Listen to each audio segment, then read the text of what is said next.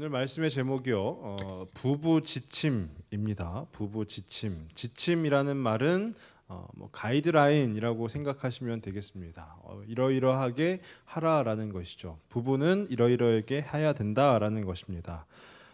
근데 제가 오늘 아까 전에 이렇게 옷을 갈아입으러 잠깐 집에 갔었는데요. 그때 저희 아내가 저한테 물어봤습니다. 오늘 설교 제목이 뭐예요? 라고 물어보더라고요. 그래서 제가 부부 지침 그렇게 이야기했더니요. 저희 아내가 하는 말이 당신이 무슨 부부 지침이에요? 라는 말이었습니다. 그러면서 저를 바라보는 눈빛이 당신이나 잘하세요? 라는 그런 눈빛이었습니다. 물론 제가 어떤 강연을 이 자리에서 부부는 이러이러해야 된다라고 강연을 한다면 저는 자격이 없는 사람일지도 모릅니다. 근데 오늘 제가 하는 것은 강연이 아니라 설교입니다. 그러니까 이 성경 말씀에 기록된 본문을 가지고 우리 성도님들하고 말씀을 나누는 그 자리입니다. 그렇기 때문에 물론 부부지침이라는 것을 말할 수 없는 그런 말할 자격이 없다 할지라도 오늘 성경 본문에서 어떻게 부부들이 어떻게 해야 되는지 아내들이 또 남편들이 어떻게 해야 되는지에 대해서 한번 생각을 해보면 좋겠습니다. 제가 얼마 전에 실버 예배 때도 좀 했던 이야기인데요. 어떤 노년의 부부가 예전에 그 가족 오락관이라는 TV 프로그램 다 아시죠? 그 가족 오락관에 보면은 스피드 퀴즈라는 것이 있습니다. 이렇게 뒤에서 그 스케치북 이런 거에 답을 이렇게 보여주면 앞에서 한 사람이 막 설명을 해서 그 답을 맞추는 것입니다. 근데 어떤 그 노년의 부부가 그 프로그램에 나가서 스피드 퀴즈를 하는데요. 할아버지가 질문을 하고 그러니까 남편이죠. 남편이 질문을 하고 아내가 이제 맞추는 겁니다. 근데 아내 등 뒤로 스케치북에 뭐라고 쓰여져 있었냐 하면은요. 천생연분이라는 단어가 쓰여져 있었던 거예요. 그랬더니 이 할아버지가 그걸 설명을 해야 되잖아요. 그래야 문제를 맞히니까 뭐라고 설명을 했냐면은요. 임자, 당신에게 내가 뭐요? 딱 이렇게 설명을 했어요. 그랬더니 할머니가 왼수 이렇게 대답했다고 합니다. 그랬더니 할아버지는 이제 문제를 빨리 맞춰야 되니까요. 아니 두 글자 말고 네 글자. 그랬더니 할머니가 하시는 말씀이 평생 왼수라는 것이었습니다. 물론 모든 부부가 그렇지는 않습니다. 굉장히 이렇게 부부 안에 어떤 사랑이 또 돈독한 부부들도 많지만 제가 이렇게 제 주위를 둘러보아도요. 그런 부부보다는 어떤 면에서 보면은 우리가 처음 신혼 때는 굉장히 행복하고 좋았지만 살아가면서 이 남편과 아내가 시간을 계속해서 가져가면서 조금씩 서로를 어떤 왼수로 바라보는 그런 부부들이 좀 있지 않나라는 그런 생각이 들었습니다. 그래서 저는 오늘 말씀 속에서 이 부부라는 관계에 사도 베드로가 어떤 권면을 하는지 좀 우리가 같이 귀 기울일 수 있었으면 좋겠습니다. 부부라는 것은요. 하나님께서 맺어주신 것이고 하나님의 축복이 임한 그 하나의 공동체입니다. 아주 작은 공동체인데요. 그 부부는 그 사랑을 하나님께서 주신 그 사랑을 지속적으로 유지해야 하는데 그러지 못하는 경우가 많다라는 것이죠. 그래서 오늘 사도 베드로는 그 부부에게 또 그 아내들에게 남편들에게 어떻게 하면 그 아내들에게는 남편들에게는 아내들과 지속적으로 하나님이 맺어주신 그 부부의 연을 이어갈 수 있는지에 대해서 설명을 하고 있습니다. 오늘 본문을 논하기에 앞서서요. 이 본문 앞부분 2장 중반부부터 다시 한번 보시면은요. 세 가지의 순종에 대한 이야기가 나옵니다. 그것이 뭐냐면은요. 먼저 첫 번째로는 그 국가 권력에 대해서 믿는 자들이 순종해야 된다라는 권면이에요. 그리고 두 번째는 사환들아 주인에게 순종하라. 그러니까 종들아 너희 주인에게 순종하라라는 것이고요. 오늘 본문 시작 부분에 보시면 아내들아 이와 같이 자기 남편에게 순종하라라고 하면서 세 가지의 순종이 나옵니다.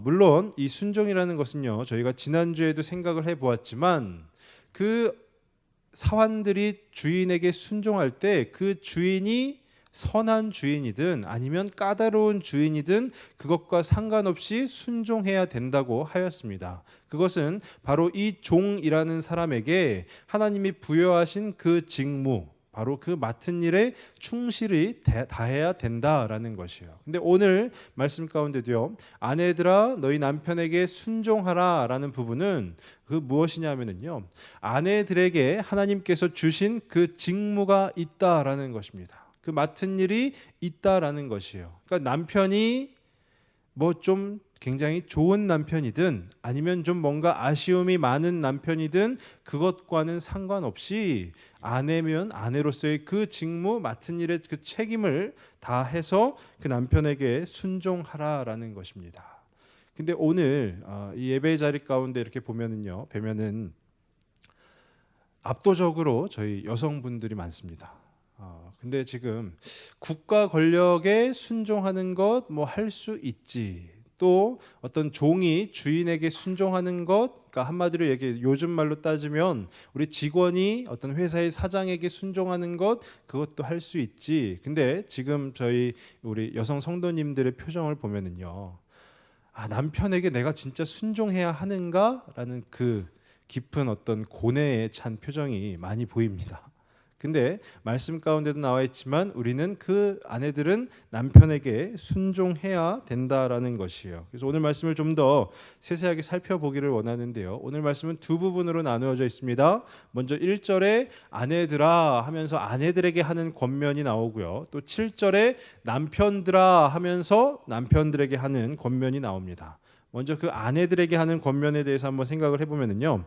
1절 앞부분입니다. 제가 다시 한번 읽어보면은 아내들아 이와 같이 자기 남편에게 순종하라라고 합니다.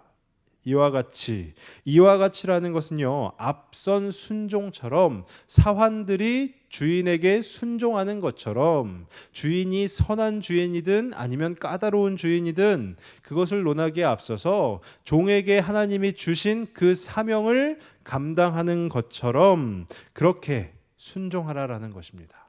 그러니까 남편이 멋진 남편이냐 아니면 좀 부족한 남편이냐 그런 것에 상관없이 아내로서의 도리를 지켜라라는 것이에요. 그러니까 아내의 맡은 일, 바로 그것이 남편들에게 순종하는 것이다라는 것입니다. 그러면 아내들이 왜 남편에게 순종해야 하는가? 그 뒤 이어서 1절 말씀을 보시면은요, 이는 혹 말씀을 순종하지 않는 자라도 말로 말미암지 않고 그 아내의 행실로 말미암아 구원을 받게 하려 함이니. 아내들이 남편에게 순종하는 그 행실로 말미암아 예수 그리스도를 알지 못하는 남편들도 구원을 받을 수 있다라는 것이요. 이것은 한마디로 표현을 하면은요, 아내의 순종이 그 남편을 변화시킨다라는 것입니다. 아내들이 남편들에게 순종할 때에 그때 그 남편들이 변화될 수 있다라는 것이에요. 그러면 어떻게 아내들이 순종해야 하느냐? 두 가지로 나오고 있습니다. 첫 번째는 말이 아닌 행동으로 순종하는 것이고요. 두 번째는 외모가 아닌 마음으로 순종하는 것입니다. 첫 번째를 말이 아닌 행동으로를 한번 보시면은요, 2절 말씀을 다시 한번 보시면 너희의 두려워하며 정결한 행실을 봄이라라고 되어 있어요. 너희의 두려워하며 정결한 행실을 봄이라. 이것이 무슨 뜻이냐면은요, 두려워하며라는 것은 하나님을 경외하는 삶을 말하는 것입니다. 그러면 정결한 행실은 다름 아니라 하나님 안에서, 하나님 앞에서 깨끗하게 순결하게 사는 삶을 말하는 것이에요. 한마디로 얘기하면 신앙생활을 굉장히 잘하는 것을 말하는 것입니다. 그러니까 아내들이 신앙생활을 하는 그 모습을 지금 남편이 봄이라, 남편이 보고 있다라는 것이에요.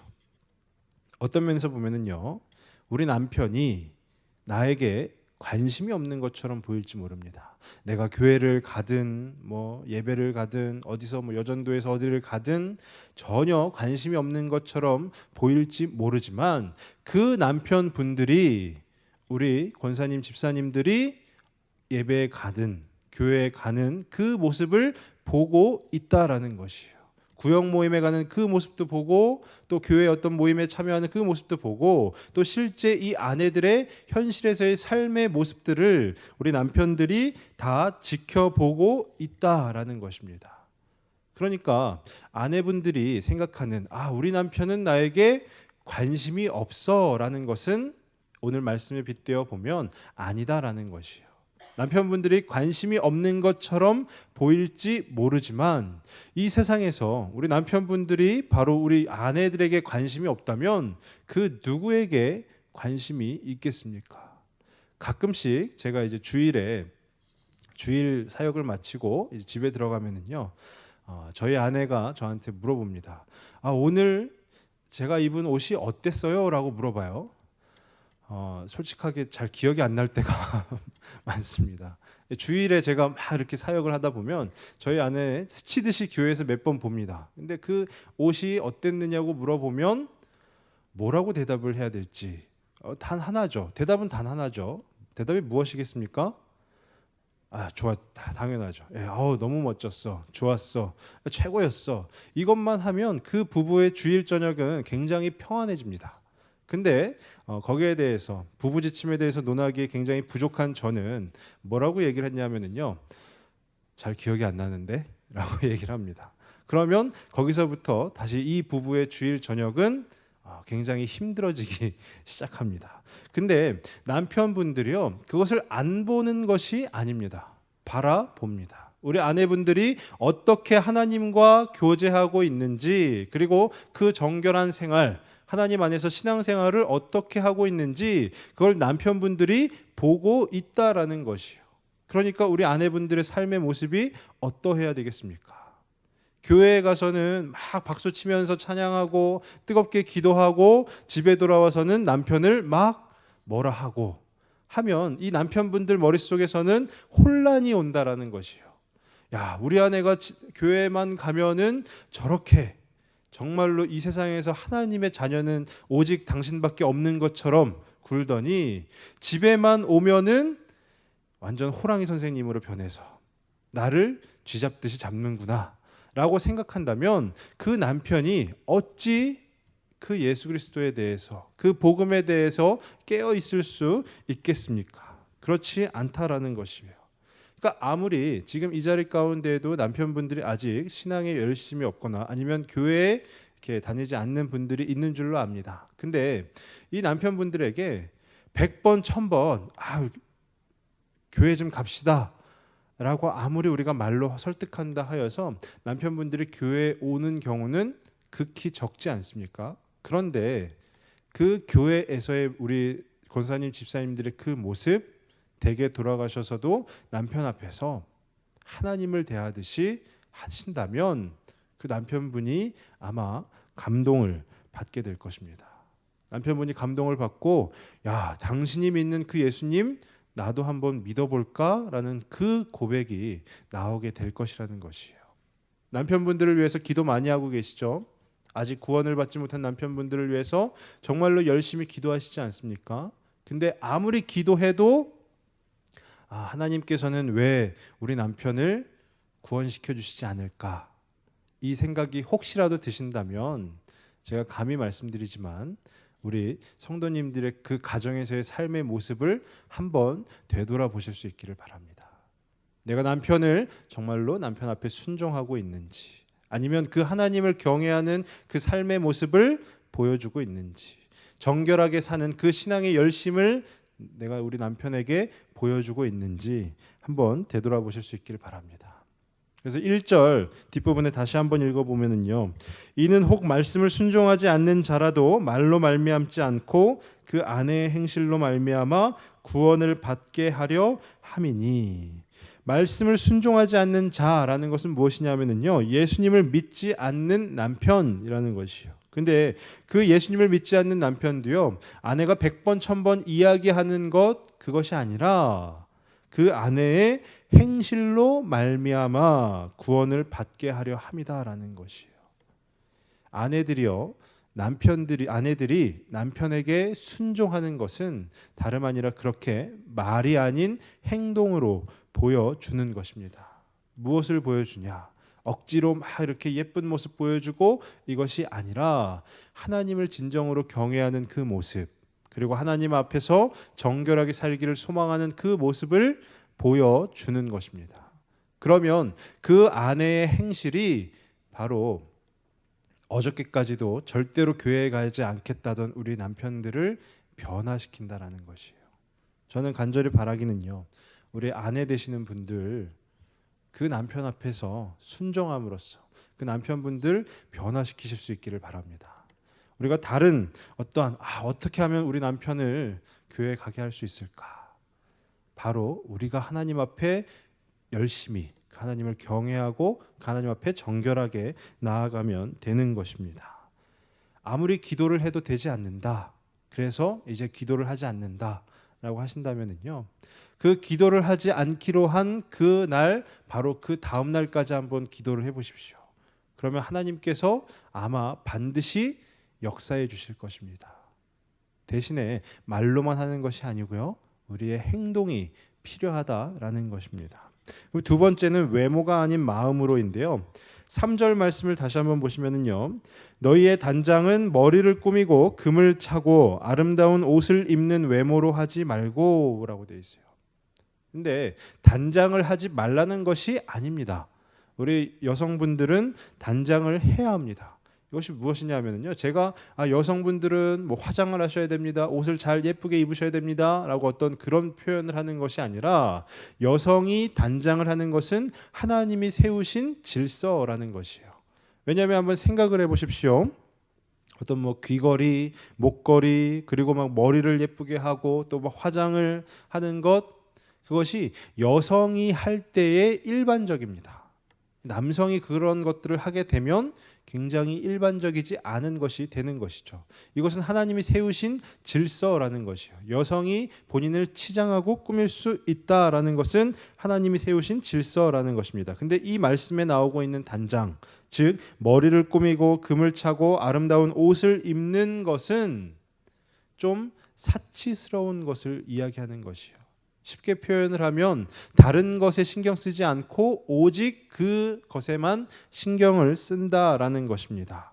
물론 아내들의 단장이 필요합니다. 왜냐하면요, 연애할 때와 결혼을 해서 살 때 아내들의 모습은 굉장히 많이 다르죠.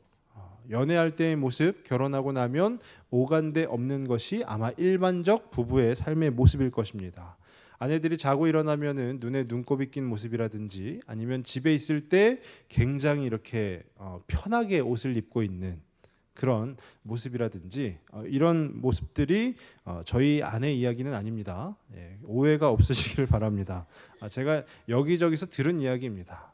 예, 다른 집들은 아내들이 집에서 굉장히 편하게 옷을 입고 있다더라, 뭐 이런 이야기를 제가 들었던 것입니다. 근데 그 단장이라는 것이 비단 외모만 꾸미는 것, 그것이 중요한 것이 아니라 4절 말씀에 한번 보시면은요, 오직 마음에 숨은 사람을 온유하고 안정한 심령에 썩지 아니할 것으로 하라. 이는 하나님 앞에 값진 것이니라. 그런 외모만 신경을 쓸 것이 아니라 그 내면을 뭐라고 표현했냐면요, 마음에 숨은 사람이라고 표현을 했습니다. 마음에 숨은 사람이라는 게 뭐죠?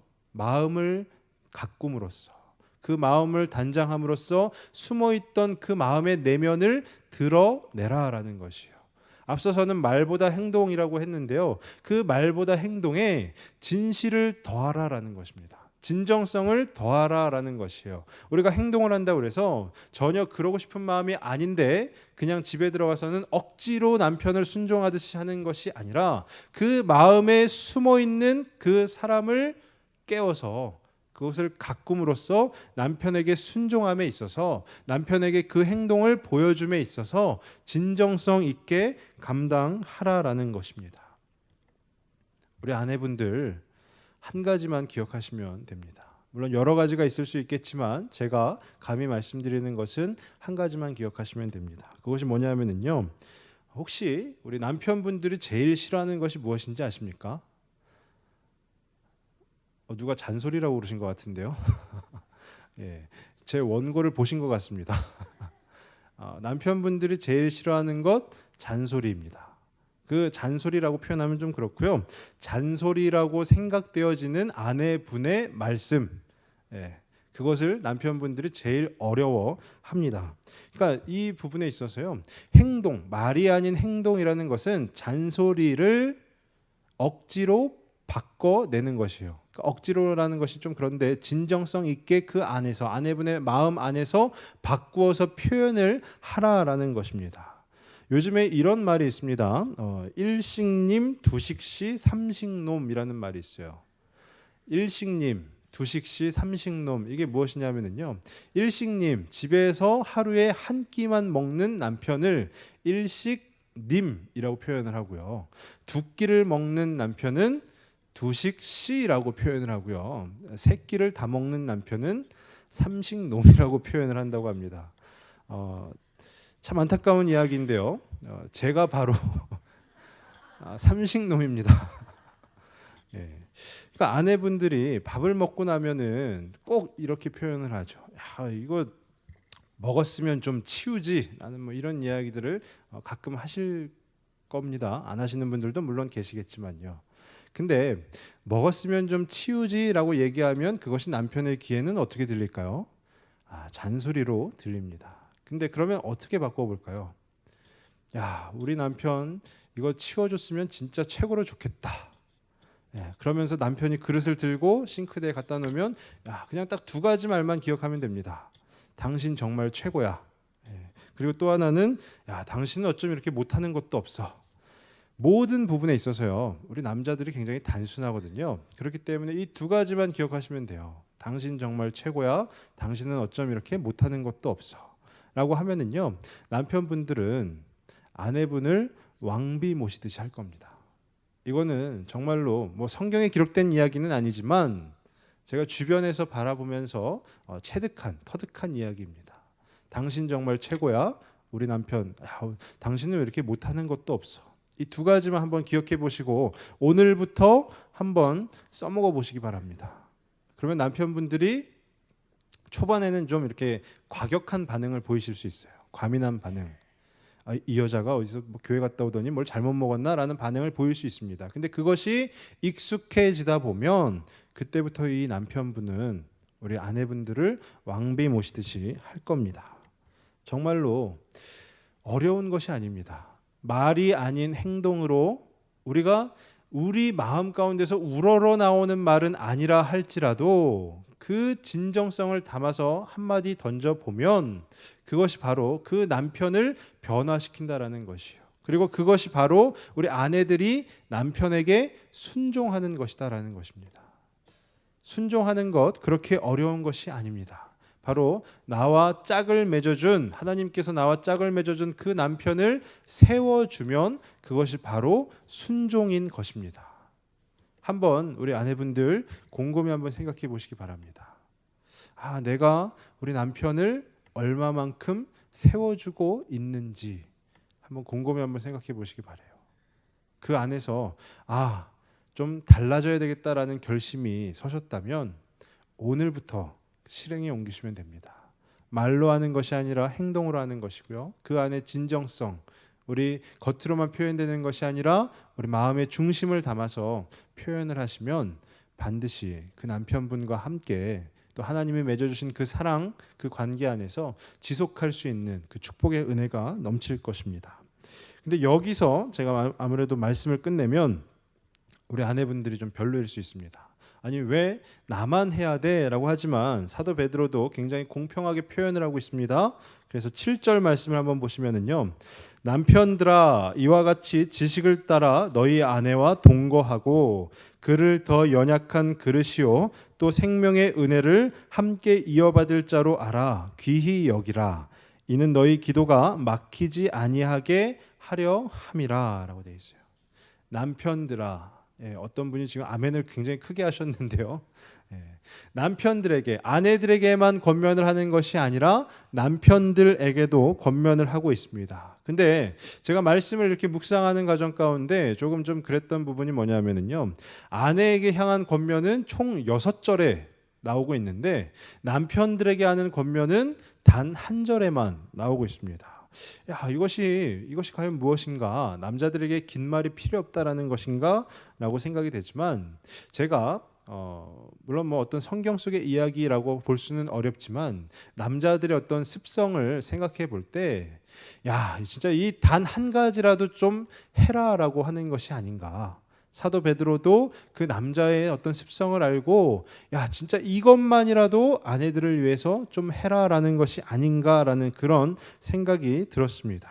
근데 말씀 가운데 남편들아 이와 같이라고 돼 있어요. 이와 같이 아내들이 순종하는 것처럼. 그러니까 이것은 근데 어떻게 보셔야 되냐면요. 아내들이 순종하면 이처럼 아내들에게 베풀고 아내들이 순종하지 아니하면 그냥 모르는 척해라 이것이 아니라 아내들이 남편에게 순종하는 것 그 어떤 하나의 상황 가운데 남편들도 아내에게 베풀어라라는 것이요.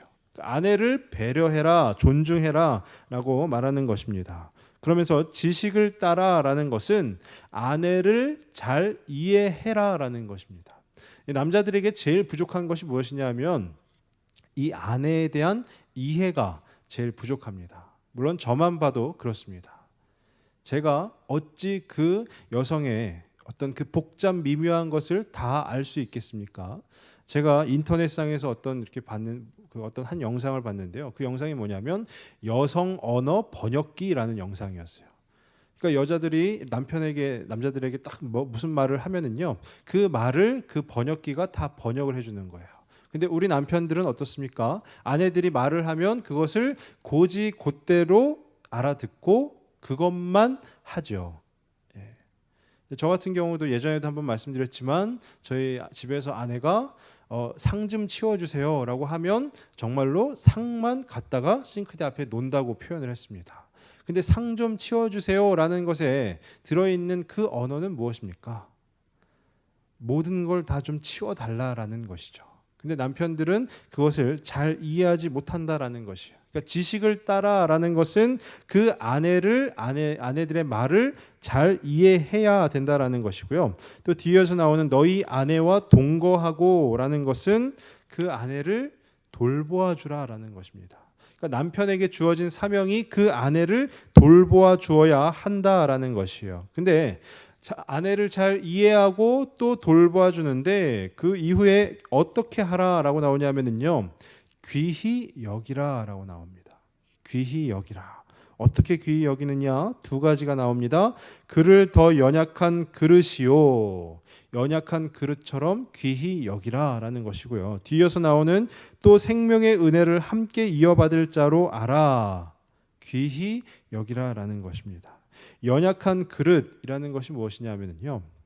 1차적으로는 우리 아내들이 남편들에 비해서 육체적으로 연약한 존재다라는 것이에요. 그러니까 남자가 여자를 이렇게 돌보아 줘야 되는 것이다라는 것이죠. 근데 거기서만 멈추는 것이 아니라 제가 예전에 그릇을 이렇게 좀 샀는데요. 다이소에 가서 2,000원짜리 그릇을 샀습니다. 굉장히 튼튼하더라고요. 그리고 저희 아는 분 집에 갔더니 포트메리온이라고 아마 아시는 분들 우리 여성분들은 다 아실 겁니다. 막 컵 하나에 몇만 원씩 하는 그런 비싼 그릇인데요. 저는 컵 하나에 몇만 원이라고 그래서 이 컵이 절대로 깨지지 않겠구나라는 생각을 했어요. 근데 그 컵도 별 수 없는 것이 손에서 놓고 떨어뜨리면 깨지더라고요. 그러니까 이 연약한 그릇이라는 것은 무슨 말이냐 하면은요. 우리 아내들이 아무리 좀 가치가 있고 또 아무리 어떤 좀 그 안에 내공이 쌓여 있고 그렇다 할지라도 그릇은 그릇이다라는 것이에요. 이것은 제가 아내분들을 폄하해서 발언을 하는 것이 아니라 우리 아내분들은요. 마음이 남편을 통해서 쉬이 깨어질 수 있는 존재들이라는 것입니다. 그렇기 때문에 남편들이 그 아내 연약한 그릇이라고 생각하고 그 아내를 배려하고 존중해야 된다라는 것이에요. 어떻게 존중하고 배려하느냐? 연약한 그릇 쉽게 깨어지니까 그렇지 않도록 깨어지지 않을 수 있도록 노력해야 된다라는 것이에요. 이것이 바로 오늘 우리 남편분들에게 이 사도 베드로가 권면을 하는 메시지라는 것입니다. 나의 아내로서 배려해라. 왜냐하면요 남편은 그냥 쉽게 던지는 한마디의 말이라 할지라도 그 말로 인해서 우리 아내분들의 마음은 깨어지기 때문이죠. 그렇기 때문에 우리 남편분들 아내분에게 이야기하실 때 말씀하실 때 어떻게 하시면 되냐?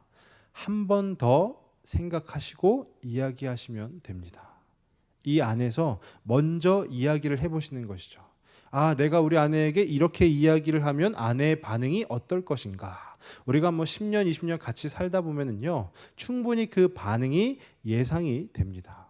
근데 그 한 번 더 고민하지 않고 그냥 바로 말을 하기 때문에 그 아내의 연약한 그릇이 쉽게 깨어지는 것이거든요. 근데 이 베드로가 이야기하는 그 겉면 연약한 그릇이라 생각하고 귀히 여기라라는 것은 그릇이 깨어지지 않을 수 있도록 조심하라라는 것이거든요. 아내들의 마음이 상하지 않도록 배려하라라는 것이고 또 존중하라라는 것입니다. 또한 생명의 은혜를 함께 이어받을 자로 알아 귀히 여기라라는 것은요. 하나님 앞에 함께 나아갈 수 있는 동역자라는 것이에요. 아내를 동역자로 생각해야지 꼭 무슨 자기의 비서처럼 생각한다면 그것은 안 된다라는 것이죠. 동역자로 생각해서 함께 나아가면 남편들이 아내를 그렇게 품고 나아가면 어떻게 되냐면요. 너희 기도가 막히지 않는다라는 것입니다. 물론 오늘 아내들아 하면서 권면하는 내용, 남편들아 하면서 권면하는 내용이 믿지 않는 아내와 남편들에게 권면하는 내용이 아니고요. 지금 흩어진 나그네 그 믿는 그리스도인들 가운데 아내들, 예수를 믿는 그리스도인들 가운데 아내들, 또 예수를 믿는 그 남편들 가운데 권면을 하고 있는 것입니다. 그러니까 아내와의 관계가 막혀버리면 어떻게 되느냐? 하나님하고의 관계도 막혀버린다라는 것이에요. 그렇기 때문에 우리 남편들이 그 아내를 귀히 여겨야 된다라는 것입니다. 하나님하고의 관계가 막히지 않을 수 있도록, 우리의 기도가 막히지 않을 수 있도록 그 아내분들을 귀히 여기는 우리 모든 남편분들이 되시길 바랍니다. 네, 우리 아내분들만 아멘을 이렇게 하시는데요. 네, 결론적으로 말씀을 이렇게 맞추려고 하는데요. 이것이 무슨 얘기냐면요, 서로 아내, 남편, 도리를 다하라라는 것이에요. 아내는 아내 된 도리, 남편은 남편 된 그 도리를 다 할 때에 그 남편과 아내는 그 신앙 안에서, 그 하나님 안에서 건강히 세워져 갈 수 있다라는 것입니다. 아내분들, 우리 남편분들을 세워주실 수 있기를 바랍니다. 그리고 우리 남편분들, 우리 아내분들을 배려하고 존중해 주실 수 있기를 바랍니다. 그것이 이 시대, 베드로전서가 쓰여진 그 시대에 그때만 국한된 것이 아니라요. 바로 오늘을 살아가고 있는 우리들에게도 도전을 주고 있는 것입니다. 사도 베드로의 권면이 그 흩어진 나그네에 있던 그리스도인들에게만이 아니라 바로 우리들에게 주어지고 있는 것입니다.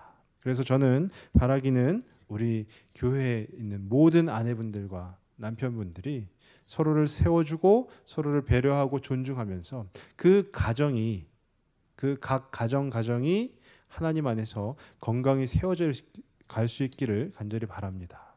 가정이 건강히 세워져 가면은요, 자연스레 이 교회는, 하나님의 몸된 이 교회는 또 건강히 세워져 가는 것입니다.